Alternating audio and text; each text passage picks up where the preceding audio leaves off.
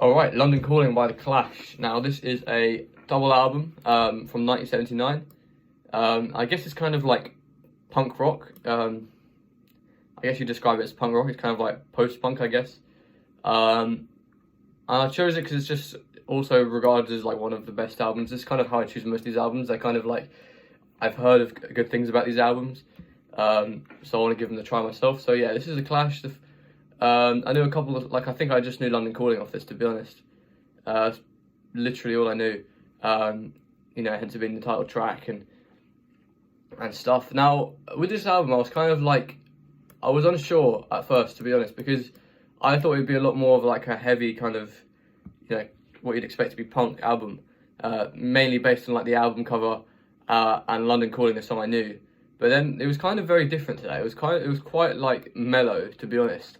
It wasn't that heavy, like, and thrashy, like, contrary to what I expected. So at first I was a little bit disappointed, but to be honest, the songs have grown on me, like, a fair amount. I can now kind of understand why it's regarded as, like, one of the best albums. So there are, the lyrics, when you listen to the lyrics, they are quite, like, they're quite political, and they do mean quite a lot.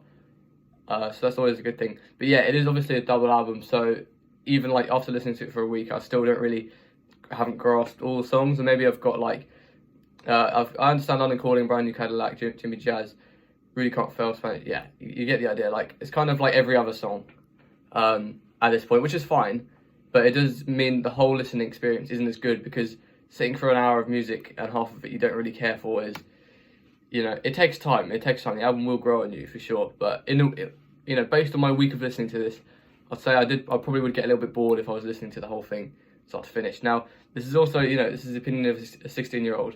I'm sure if you're listening to this at the time, it probably would have been a lot more like hard-hitting. But, in 2023, that's just my honest opinion, really. I can't lie to you. So yeah, the standout tracks at this point would be London Calling. I really enjoyed that song, actually.